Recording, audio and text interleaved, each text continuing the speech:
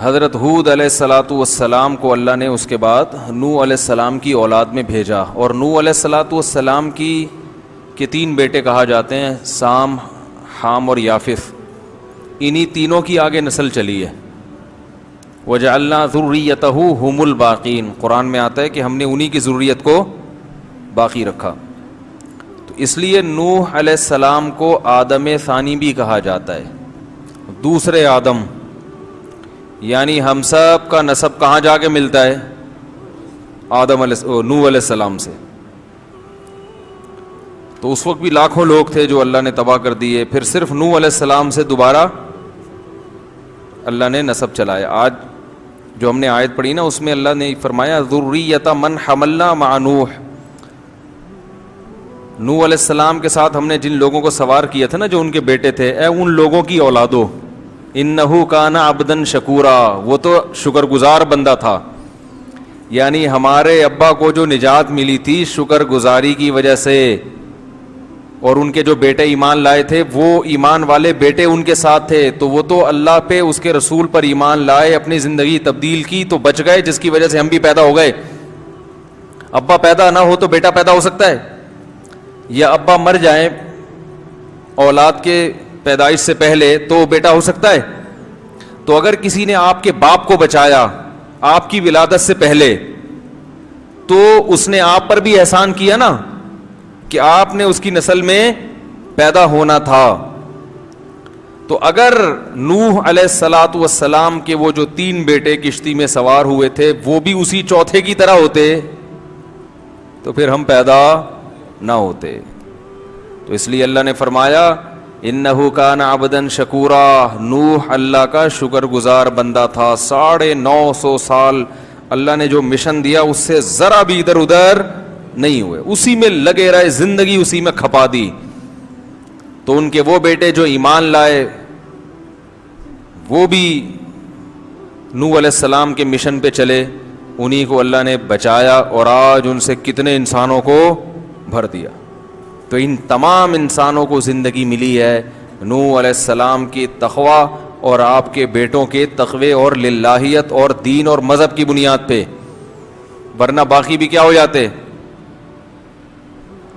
ہمیں زندگی کی نعمت نہ ملتی. سب سے بڑی نعمت انسان کے لیے کیا ہے؟ زندگی, حیات. تو وہ اولادیں پھر چلی ہیں آگے, پھر وہی ان کے. اچھا اس زمانے میں جو ہے نا کوئی پابندی نہیں تھی کہ آپ 2 شادیاں کریں, 4 کریں, 4000 بھی کر لیں, تو اس لیے نسل بہت تیزی سے بڑھتی تھی.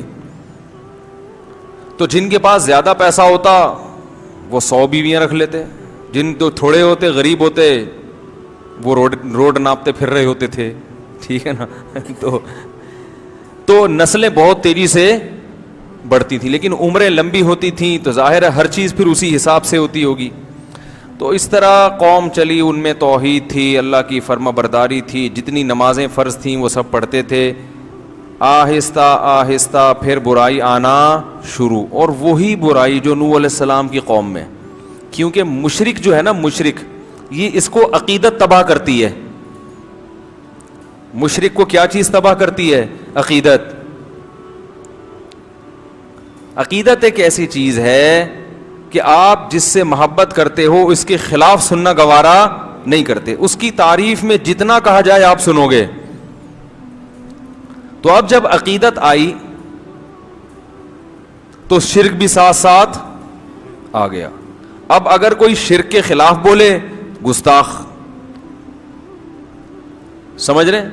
اب دیکھو سیرت کانفرنس ہو, آپ کو رسول اللہ صلی اللہ علیہ وسلم کی سیرت بیان کرنے کے لیے بلایا جائے, جو تعریف میں آپ کلمات کہیں گے وہ تو لوگ سنیں گے, سننے بھی چاہیے. لیکن اگر آپ تعریف میں غلو کرنا شروع کر دیں تو کوئی بھی ٹوکنے والا نہیں ہوگا, سبحان اللہ کہنے والے زیادہ ہوں گے.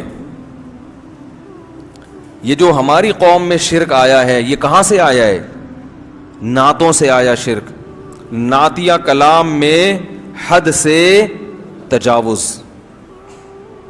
حد سے تجاوز, بگڑی بنانے والے اور بدنی اس طرح کے جو الفاظ آئے. پہلے اس کا 2 مطلب لیا جاتے تھے, صحیح بھی غلط بھی, پھر غلط ہی مطلب ہو گیا. پھر نبی صلی اللہ علیہ وسلم پھر وہ میلاد کی محفلوں کو کامیاب بنانے کے لیے کہ اس میں لوگ عقیدت سے آئیں، تو جیسے وہ کنٹینر والے بابا نے جلسہ کیا تھا نا، اور جلسے کو کامیاب بنانے کے لیے فضائل سنائے کہ اس جلسے میں جو شرکت کرے گا وہ ایک رات لیلۃ القدر کی رات سے، وہ یاد ہے ایک آئے تھے کنٹینر بڑا مشہور ہوا تھا ان کا، بھول گئے؟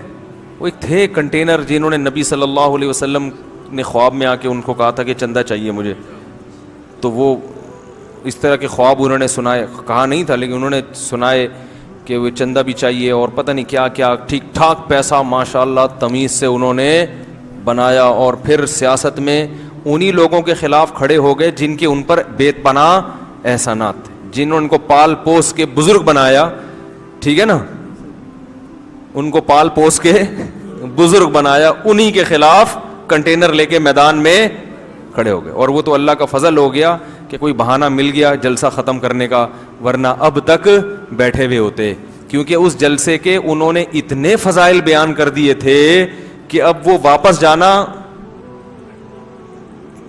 وہ ہو ہی نہیں سکتا تھا نا، لوگ کہتے جب یہ ليلۃ القدر سے افضل ہے تو واپس کیوں جا رہے ہو، تو وہ کیا کہا، کیا یار کیا بات کر رہا ہوتا ہوں، کہاں سے کہاں وہ چلی جاتی ہے۔ ہاں تو ہمیشہ بربادی کہاں سے آتی ہے؟ غلو، عقیدت، عقیدت بری چیز نہیں، عقیدت تو ضروری ہے، اعتدال کی راہ کیا ہے کہ ایسا بھی نہیں کہ بزرگ لیس ہو جائے انسان، اہل اللہ سے عقیدت ہی نہیں ہے، آج کل تو ہر وقت بزرگوں کے خلاف نا، تو عقیدت کیا کرتی ہے انسان میں؟ غلو، تو اعتدال کیا ہے؟ ایسا بھی نہ ہو کہ عقیدت لیس، کوئی بزرگ ہی نہیں ہے، سب بزرگوں کے کرتوت بھی خراب، لہذا بزرگ بھی کیا ہیں؟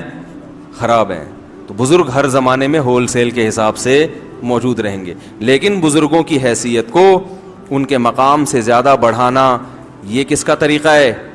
عیسائیوں کا، یہود و نصارہ کا، کہ ویلیو کو حد سے زیادہ بڑھا دیا۔ تو جتنی امتیں گمراہ ہوئی ہیں وہ اہل اللہ کی تنقید سے نہیں، تنقید سے گمراہ ہونے والے تھوڑے لوگ ہوتے ہیں، بڑے پیمانے پر جو قومیں گمراہ ہوتی ہیں وہ گمراہ ہوتی ہیں عقیدت میں غلو سے۔ عیسائیت تباہ ہو گئی حضرت عیسیٰ کی شان میں غلو کرنے سے۔ تو حضرت ہود علیہ الصلوۃ والسلام کی جو قوم تھی قوم عاد، اس میں بھی یہی شرک آیا، بزرگوں کی مورتیاں بنا کر ان کو پوجنا شروع۔ اچھے لوگوں نے یقیناً سمجھایا ہوگا کہ بھئی تم تو وہی کام کر رہے ہو جو کون کرتے تھے؟ نوح علیہ السلام، تو انہوں نے کوئی عذر تراش لیا ہوگا کہ وہ تو یوں کرتے تھے، ہم تو یوں نہیں کر رہے، ان کی تو یہ نیت تھی، ہماری تو یہ، گھما پھرا کے پتھر کی چیز کے سامنے جھکتے کیے، تمہارا کیا لگتا ہے؟ عقل کی بات ہے یا نہیں؟ وہ کہتے تھے بھئی یہ اللہ کی ایک نشانی ہے، تو اللہ نے ان کو اختیارات دے دیے ہیں، تو اللہ بار بار کہتے ہیں کہ کیا دلیل ہے کہ میں نے ان کو اختیارات دیے ہیں؟ یہ تو تم نے اپنے ہاتھوں سے بنائے، کیا دلیل ہے؟ دلیل کسی کے پاس کچھ نہیں ہوتی۔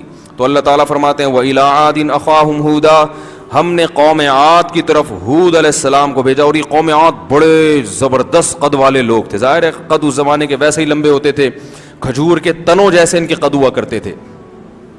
تو قال یا قوم اعبدوا اللہ ما لکم من الہ غیرہ، اے میری قوم اللہ کی عبادت کرو، اللہ کے سوا کوئی عبادت کے لائق نہیں ہے، ان انتم الا مفترون، تم نرے جھوٹ بولتے ہو اللہ پر۔ تو وَإِلَىٰ عَادٍ أَخَاهُمْ هُودًا قَالَ يَا قَوْمِ اعْبُدُوا اللَّهَ، اے میری قوم اللہ کی عبادت کرو، مَا لَكُم مِّنْ إِلَٰهٍ غَيْرُهُ، اللہ کے سوا کوئی معبود نہیں ہے، ان انتم الا مفترون، تم نرے جھوٹ بولتے ہو، جھوٹ گھڑتے ہو۔ یا قوم لا اسألکم علیہ اجرا، اے میری قوم میں تم سے اس تبلیغ پر کوئی پیسے نہیں مانگتا، پوری قوم سے ٹکر لے کر ایک دعوت دے رہا ہوں تو کچھ تو بات کو سن لو۔ ان اجری الا علی الذی فطرنی، میری اجرت اس ذات پر ہے جس نے مجھے پیدا کیا، افلا تعقلون، عقل سے کام کیوں نہیں لیتے؟ دیکھو کیسی صاف دعوت ہے پیغمبروں کی، کوئی کنفیوژن نہیں، بالکل صاف ستھری سی دعوت جو فطرت کو اپیل کرتی ہے۔ وَيَا قَوْمِ اسْتَغْفِرُوا رَبَّكُمْ، اے میری قوم اپنے رب سے گناہوں کی معافی مانگ لو. ثُمَّ تُوبُوا إِلَيْهِ، پھر اسی کی طرف متوجہ رہو. يُرْسِلِ السَّمَاءَ عَلَيْكُمْ مِدْرَارًا، آسمان سے برکت والی موسلا دھار بارشیں برسائے گا. وَيَزِدْكُمْ قُوَّةً إِلَىٰ قُوَّتِكُمْ، جتنے طاقتور ہونا اور طاقتور بنا دے گا اور پاور دے دے گا تمہیں. اور مجرم بن کے میری دعوت کو ٹھکرانے کی کوشش مت کرو. قوم جواب میں کہتی ہے یا ہود ما جئتنا ببینہ، کوئی دلیل نہیں ہے تیرے پاس باتوں کی، کوئی لاجک نہیں بنتی. ٹی وی میں دیکھا ہوگا اپنے پروگرام، جو اینکر جب اپنی مرضی چلانا چاہتا ہے نا تو سامنے والے کے دلائل کو کیسے گھما دیتا ہے نا. پالیسی ہوتی ہے نا ٹی وی چینلز کی کہ اس کو پروموٹ کرنا ہے، اس کو کیا کرنا ہے، پیچھے رکھنا ہے. خام میں اس کی بات کو گھما کے. تو یہی ہوتا ہے جب بھی باطل کا انکار ہوتا ہے اس کے تمام دلائل کو گھما دو اور جو غلط چیز ہے اس کو آگے لے آؤ. تو وہ بھی کہنے لگے ما جیتنا ببینہ، پتہ نہیں کیا دلیل ہے، دلیل تو کوئی ہے نہیں. وما نحن بتارک آلہتنا عن قولک، ہم اپنے خداؤں کو تیرے کہنے سے نہیں چھوڑ سکتے. وما نحن لک بمؤمنین، اور نہ ہم تجھ پر ایمان لانے والے ہیں. ان نقول الا تراک بعض آلہتنا بسوء، اصل میں تو ہمارے بتوں کے خلاف بولتا رہتا ہے تو ان بتوں نے تجھے کچھ کر دیا ہے. یعنی پوری قوم ایک طرف جا رہی ہے، تو خام خامے پوری قوم سے کیا کر رہا ہے، ٹکر لے کے اپنی زندگی خراب کر رہا ہے معاذ اللہ. تو یہ ان بتوں کی بد دعا لگ گئی ہے تجھے. یہ کیا ہو گیا ہے؟ جیسے میں عاملوں کے خلاف بولتا رہتا ہوں نا، بولتا رہتا ہوں تو کوئی بھی ذرا سا مسئلہ کہتے ہیں کسی عامل نے کچھ کر دیا ہوگا. حالانکہ میرے ساتھ اللہ کا فضل ہے، مسئلے ویسے بھی نہیں ہوتے. اللہ کا بڑا فضل ہے، اللہ نے بڑی ستاری کا معاملہ بھی کیا ہوا ہے اور غفاری کا معاملہ بھی ایسا لگتا ہے کہ کیا ہوا ہے. سارے کام اللہ کا فضل ہے. پریشانیاں تو ہر ایک کو آتی ہیں. تو میں کہتا ہوں یہ جن، جو چار جن بھیج دیں یار، 10 لاکھ جنات ہیں، 18 لاکھ جلا دیے، 25 لاکھ یہ کر دیے، تو ایک آدھ ہماری طرف بھیج کے ہم کو اٹھوا لیں یار. تو انہوں نے کیا کہا کہ یہ ہمارے بتوں کے خلاف بولتا رہتا ہے. اب آپ یہ نہیں کہ میں عاملوں کو بتوں سے ملا رہا ہوں، اتنے برے نہیں ہوتے کہ بت پرست نہیں ہوتے وہ، مگر سیدھے بھی نہیں ہوتے، اتنے اچھے بھی نہیں ہوتے جتنے نظر آ رہے ہوتے ہیں. ان نقول الا تراک بعض آلہتنا بسوء، تھنکنگ وہی ہے، وہم، شاید کسی نے کچھ کر دیا ہو، شاید کسی نے کچھ کر دیا ہو، تھنکنگ وہی ہے. تو وہ بھی کہنے شاید بتوں کے نے کچھ کر دیا ہو. قال انی اشہد اللہ، جب انہوں نے تانا دیا نا بتوں نے کچھ کیا ہے، تو ہود علیہ السلام نے کہا میں اللہ کو بھی گواہ بناتا ہوں، واشہدوا، اور تم بھی گواہ رہو، انی بریء مما تشرکون، ان بتوں سے میں بری ہوں، میں ان سے بالکل ڈرتا نہیں ہوں. یہ پتھر کے ہیں، ککھ بھی نہیں کر سکتے. کیونکہ انسان ایسے موقع پہ ڈر جاتا ہے نا کہ یار ان بتوں نے کچھ کر دیا، تو سوچتے ہیں یار کہ کر ہی تو نہیں دیا. جیسے آپ عامل کے پاس جاؤ، اچھے بھلے ٹھیک ٹھاک، وہ بولے گا جن ہے، آدمی کو وہم ہوتا ہے کہ یار کچھ ہے تو نہیں کہیں، تو نہیں بھی ہوتا، بیمار تو ہو جاتا ہے. من دونہ، میں اللہ کے سوا ان سب سے بری ہوں. فکیدونی جمیعا، تم سب مل کے انتر منتر پڑھو، جھاڑ پھونک چڑیل بھوت جن جو تم میرے سر، ان بتوں کو بھی ملا لو اور ان مل کے میرے خلاف کیا کرو، تدبیر کرو. انی توکلت علی اللہ ربی و ربکم، میں اعتماد کرتا ہوں اللہ پر جو میرا بھی رب ہے اور تمہارا بھی رب ہے. وما من دابۃ الا هو آخذ بناصیتها ان ربی علی صراط مستقیم. فإن تولوا، اب بھی میری بات سے اگر اعراض کرتے ہو، فقد ابلغتکم ما ارسلت به الیکم، اللہ کا پیغام میں نے تم تک پہنچا دیا ہے. ربی قوما غیرکم، میرا رب تمہیں ہلاک کر کے دوسری قوم پیدا کر دے گا. ولا تضرونہ شیئا، اور تم اس رب کا کچھ بھی بگاڑ نہیں سکتے. قرآن کہتا ہے ولما جاء امرنا، جب ہمارا حکم آیا. دوسرے مقام پہ اللہ نے اس کی تفصیل بیان کی ہے کیسے عذاب آیا. فلما رأوه عارضا مستقبل اودیتہم، بادلوں کو دیکھا انہوں نے اپنی بستی کی طرف آتے ہوئے، تو فوراً وہ کہنے لگے ھذا عارض ممطرنا، یہ بادل ہے جو ہمیں پر برسے گا. پیغمبر نے کہا نا نا نا، یہ وہ عذاب ہے جس کا تم انتظار کر رہے تھے.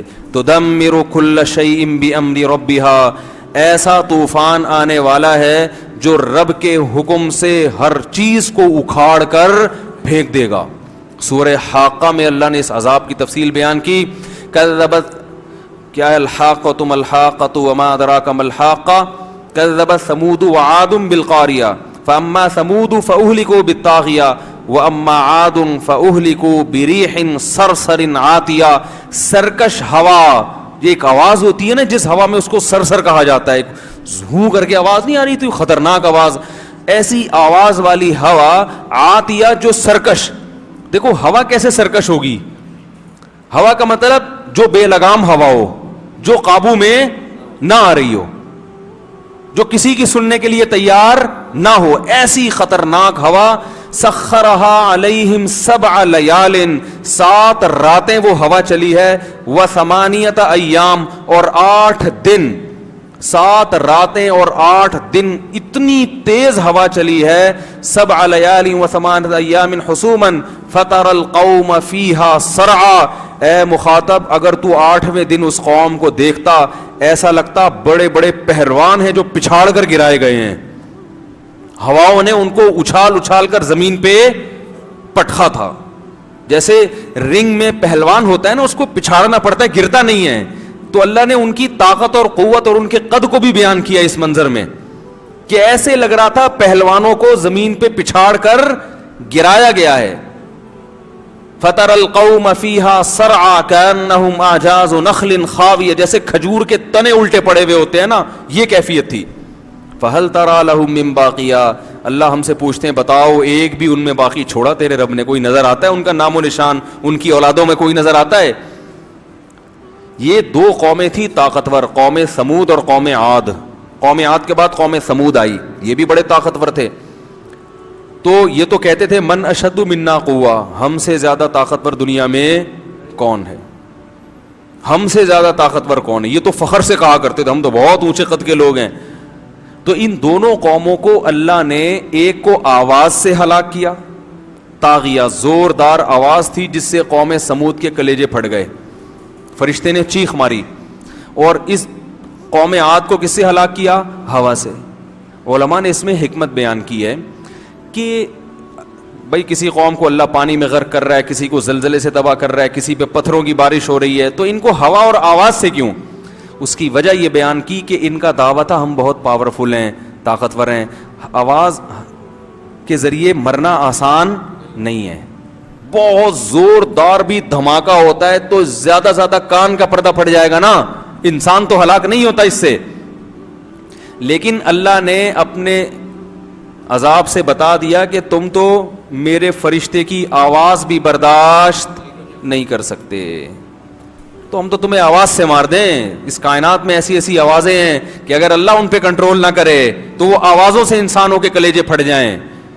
اور ہوا بھی بہت ہلکی چیز ہے, تو اللہ نے بتایا تم تو اتنے طاقتور نا جیسے کھجور کے تنوں جیسے, تمہیں تو میری ہوائیں, ہوا کو میں بے لگام کر دوں نا اسی زمین کی, کوئی آسمان سے الگ سے ہوا نہیں بھیجی, اسی زمین کی جو ہوائیں ہیں جو مختلف علاقوں میں گھوم رہی ہیں, جن کا دباؤ کا ایک سسٹم ہے, ایک جگہ دباؤ بڑھتا ہے تو دوسری جگہ وہ جو ہے نا پھیل جاتا ہے, ایسا سسٹم. تو اگر ہم صرف ہوائیں تمہارے اوپر چھوڑ دیں اور اس کو بے لگام کر دیں, یہ ہوا ہی تمہیں تباہ و برباد کرنے کے لیے کافی ہے. تو اللہ کہہ رہا ہے اس نے ہواؤں نے ان کی قوم کو بھی گرایا زمین پہ اور ان کے مکانات محلات کو کھنڈرات میں تبدیل کر دیا. تدمر کل شیء بامر ربها, رب کے حکم سے ہر چیز کو توڑ پھوڑ کر رکھ دیا اس نے. ایسی خطرناک ہوا اللہ نے قوم عاد پر بھیجی. اللہ فرماتے ہیں وَلَمَّا جَاءَ أَمْرُنَا, جب ہمارا حکم آ گیا, جو دوسرے مقام پہ بیان کیا, نَجَّيْنَا هُودًا, ہم نے ہود علیہ السلام کو بھی بچایا, وَالَّذِينَ آمَنُوا مَعَهُ بِرَحْمَةٍ مِنَّا, اور جو ان کے ساتھ ایمان لائے تھے خاص اپنی رحمت سے ہم نے ان کو بھی بچا لیا. وَنَجَّيْنَاهُمْ مِنْ عَذَابٍ غَلِيظٍ, اور بہت برے عذاب سے ہم نے ان سب کو بچا لیا. پھر آگے اللہ کہتے ہیں وَتِلْكَ عَادٌ, دیکھو یہ تھی قوم عاد. تلکا عربی میں ہاتھ سے اشارے کے وقت کہا جاتا ہے. گویا اللہ قوم عاد ہمارے سامنے لا کے اس کی طاقت اور اس کے ڈائلاگ, وہ سب چیزیں ہمارے سامنے لا کر ہاتھ سے گویا اشارہ کر کے یہ بتا رہے ہیں کہ گویا یہ قوم ابھی تمہارے سامنے ہے, یہ طاقت ہے اس کی, اور یہ کھجور کے تنوں کی طرح اوندھے پڑے ہوئے ہیں. اب اللہ گویا اپنے ہاتھ سے اشارہ کریں وَتِلْكَ عَادٌ, دیکھو یہ ہے قوم عاد. جہدوا بآیات ربہم, انہوں نے اپنے رب کی نشانیوں کا انکار کیا. رب کی نشانیاں کیا ہیں؟ کھانا پینا, یہ زمین کائنات میں درجنوں چیزیں جو ہمیں اللہ تک پہنچاتی ہیں, ان تمام چیزوں میں صرف اپنے فائدے کی چیزوں کو تو فوکس کیا. کھانے سے مطلب, پہننے سے مطلب, پینے سے مطلب, ان چیزوں میں اللہ کا جو جلوہ نظر آ رہا ہے, اللہ کے جو احسانات نظر آ رہے ہیں, اس سے کوئی سروکار نہیں ہے. قرآن اللہ کی نشانیاں بیان کرتا ہے اللہ تک پہنچانے کے لیے, سائنٹسٹ اللہ کی نشانیاں بیان کرتا ہے ان نشانیوں کو حاصل کرنے کے لیے, اللہ تک پہنچنا اس کا ہدف نہیں ہوتا. قرآن دودھ کو بیان کرتا ہے کہ دیکھو ہم نے سوکھے چارے سے دودھ پیدا کیا, اس میں نشانی ہے. کیا مطلب؟ جس رب نے اس جانور کو بنایا وہ انسان پر مہربان ہے, اس سے محبت کرو. لیکن جب کوئی سائنٹسٹ دودھ پہ ریسرچ پیش کرے گا تو وہ دودھ بنانے والے کا تذکرہ نہیں کرے. کبھی دیکھا آپ نے کسی بایولوجی یا میڈیکل سائنس کی کتاب میں کہ یہ گردہ ایسے کام کرتا ہے اور آنکھ ایسے کام کرتی ہے, لہذا جس نے بنایا وہ بڑا با کمال ہے؟ میڈیکل سائنس میں ہے, کبھی پڑھا آپ نے یہ؟ بتاؤ بھائی, کبھی پڑھا آپ نے کہ جو پودے اگتے ہیں زائگوٹ بنتا ہے, کھاد سے نائٹروجن بنتی ہے, اس نائٹروجن سے ایسے پھر پودا اگتا ہے, پھر اس میں تناور درخت بنتا ہے, پھر اس میں خربوزے پیدا ہوتے ہیں, پھر اس میں بیج پیدا ہوتا ہے. یہاں تک ہوگا بایولوجی میں. آگے یہ کہ جس نے یہ سسٹم پیدا کیا وہ بڑا باکمال ہے, ایسا کوئی سینٹنس بایولوجی کی کسی کتاب میں نہیں ہے. اور قرآن بھی یہ سارے پروسیس بیان کرتا ہے. واللہ خلق کل دابۃ مما, بایولوجی میں ایک سبجیکٹ آتا ہے نا جانوروں کی اقسام, جانوروں کو بہت ساری, وہ ہم لوگ پڑھتے تھے فائلم نیماٹوڈا آرتھروپوڈا, پتہ نہیں کیا کیا تھا وہ, اب تو بھول گئے. وہ ہوتا ہے نا فائلم نیماٹوڈا آرتھروپوڈا اور کیا ہے وہ بہت سارے ایسے اوڈا پوڈا کر کے آتے تھے, تو ابھی ہم نے رٹا لگا, اب تو بھول گئے. تو یہ تقسیم, دودھ پلانے والے جانور, بغیر دودھ پلانے والے, رینگنے والے, چلنے والے, یہ ساری ایک تقسیم قرآن نے بھی بیان کی ہے. واللہ خلق کل دابۃ مما, اللہ نے ہر جانور کو پانی سے پیدا کیا. یہ بحث ہوتی ہے نا سائنس میں کہ مریخ پر پانی ہوگا تو زندگی بھی ہوگی, کہتے ہیں نا اگر پانی نہیں ہے تو زندگی نہیں ہے. اس پہ بڑی تحقیق ہو رہی ہے. تو اللہ فرماتے ہیں ہم نے ہر جاندار کو کس سے پیدا کیا؟ پانی سے. پانی ہوگا تو زندگی, جہاں پانی نہیں ہے وہاں زندگی نہیں ہے. یہ سائنسی حقیقت قرآن نے بیان کی. فَمِنْهُمْ مَن يَمْشِي عَلَى بَطْنِهِ, اب قرآن ان کو ڈیوائڈ کر رہا ہے. ان میں کچھ ایسے ہیں جو پیٹ کے بل چلتے ہیں. وَمِنْهُمْ مَن يَمْشِي عَلَى رِجْلَيْن, کچھ ایسے ہیں جو دو پاؤں پہ چلتے ہیں. وَمِنْهُمْ مَن يَمْشِي عَلَى أَرْبَعٍ, کچھ ایسے ہیں جو چار ٹانگوں پہ چلتے ہیں. تو یہ اللہ اشارہ کر رہے ہیں. کچھ ایسے جو 6-8 ٹانگیں ہوتی ہیں نا ان کی. یخلق ما یشاء, اب سائنس یہاں پر آ کر ڈیوائڈ کر کے بتائے گی اتنی قسمیں ہیں بس, لیکن آگے اللہ اپنا تعارف کرواتا ہے یخلق ما یشاء, جس طرح چاہتا ہے پیدا کر دیتا ہے, جس طرح چاہتا ہے پیدا کر دیتا ہے. 2 ٹانگوں پہ چلانے والے بھی پیدا کر دیے, 4 پہ بھی, 6 پہ بھی. وہ 6 کو میں کیکڑا دیکھا ہے, 6, 7, 8, 10 ٹانگیں. آنکھیں دیکھو, کسی جانور کی کو اندھا بنا دیا اس نے, وہ بھی اڑ رہا ہے, وہ بھی زمین میں بڑے آرام سے زندگی گزار رہا ہے. اور کسی جانور کو 2 آنکھیں دے دی اور کسی کو 100 آنکھیں دے دی. مچھر کے سر میں 100 آنکھیں ہوتی ہیں. کیسے مختلف, جو چاہا جب چاہا جیسا چاہا بنا دیا. تو بایولوجی میں آپ تبھی اسکول پڑھنے والے اللہ سے محبت نہیں کرتے, کیونکہ وہ اس لحاظ سے سائنس کو پڑھتے ہی نہیں ہیں. سائنٹسٹ نہ صرف یہ کہ اللہ سے محبت نہیں کرتے, بہت سے تو اللہ کے وجود سے منکر ہو جاتے ہیں, انکار کر دیتے ہیں. تو یہ قرآن ہے جو انٹروڈکشن کرواتا ہے کہ یہ تمام چیزیں اللہ نے اللہ کے انٹروڈکشن کے لیے پیدا کی ہیں, ان میں پڑھ کے اللہ سے غافل مت ہو جانا. تو یہی بات اللہ نے بیان کی. وَتِلْكَ عَادٌ, یہ قوم عاد تھی. جہدوا بآیات ربہم, رب کی آیات دن رات انہوں نے دیکھی مگر ان آیات کا انکار. حالانکہ انکار تو نہیں, وہ تو مانتے تھے کہ یہ چیزیں ہیں. انکار کا مطلب کیا ہے؟ ان چیزوں کے ذریعے رب تک پہنچنے کی کوشش نہیں کی. دودھ بھی پی رہے ہیں, شہد بھی کھا رہے ہیں, گندم بھی کھا رہے ہیں, خربوزے بھی کھا رہے ہیں, یہاں تک تو اللہ کی نعمتیں سمجھ میں آتی ہیں. آگے ان نعمتوں کا شکر کیا ہے, اس کی ذمہ داری کیا ہے, اسے سوچنے کے لیے ٹائم نہیں ہے. تو اللہ نے قوم عاد کی طرف اشارہ کیا. وَتِلْكَ عَادٌ, یہ ہے قوم عاد. جَحَدُوا بِآیَاتِ رَبِّهِمْ, انہوں نے رب کی آیات کی انکار کیا. وَعَصَوْا رُسُلَهُ, پیغمبروں کی نافرمانی کی. وَاتَّبَعُوا أَمْرَ كُلِّ جَبَّارٍ عَنِيدٍ, یہ بہت اہم حصہ ہے اس آیت کا. اور اپنی قوم کے جو وڈیرے بڑے سرکش لوگ تھے نا, جن کے پاس دولت یا حکومت تھی, ان کو فالو کیا پیغمبر کی دعوت کو چھوڑ کر. آپ کسی بھی سیاسی تنظیم میں ہو, ہم منع نہیں کرتے, لیکن اس تنظیم کو خوش کرنے میں، وہاں سے سیٹیں لینے میں یا وہاں اپنا مقام بنانے میں مذہب کی مخالفت بولو بھائی نہیں کرو. یہ سب ختم ہو جائے گا یہیں پہ، سب یہیں رہ جائے گا. علاقے کے ایس ایچ او سے بنا کے رکھو، مگر دین کی مخالفت بولو بھائی. کسی بڑے سے ایسا تعلق پیدا کرنا کہ اس کی وجہ سے آپ اللہ سے تعلقات خراب ہونا شروع ہو جائیں، یہ چیز انسان کو جہنم کی آگ کی طرف لے کر جاتی ہے. فرعون کے بارے میں قرآن نے کیا کہا؟ یقدم قومہ یوم القیامہ فاوردہم النار، کہ اپنی قوم کو لے کر آئے گا اور جہنم کی آگ میں پھینکوا دے گا ان کو. کیونکہ قوم نے موسیٰ علیہ السلام کو دیکھا کمزور ہیں، ان کو فالو نہیں کیا. فرعون کو دیکھا پاورفل ہے، اس کو فالو کرنا، فرعون کو فالو کرنا شروع کر دیا. تو ہمیشہ لوگ طاقتور کے پیچھے بھاگتے ہیں، دلیل کے پیچھے نہیں بھاگتے، دلیل کے لحاظ سے نہیں دیکھتے کیا صحیح ہے کیا غلط ہے. تو اللہ تعالیٰ فرماتے ہیں کہ الا ان عادا واتبعوا فی ہذہ الدنیا لعنہ، فرمایا اس دنیا میں بھی ان پر لعنت ہوئی، ویوم القیامہ، قیامت میں بھی ان پر لعنت ہوگی. الا ان عادا کفروا ربہم، خبردار سنو عاد نے رب کی نافرمانی کی انکار کیا. الا بعدا لعاد قوم ہود، سنو عاد اللہ کی رحمت سے دور ہو گئے، لعنت ہے ان کے اوپر جو ہود کی قوم تھی. اس جملے کے ساتھ اللہ نے قوم عاد کا واقعہ ختم کیا اور فوراً شروع کر دیا وَإِلَىٰ ثَمُودَ أَخَاهُمْ صَالِحًا، اور قوم عاد کے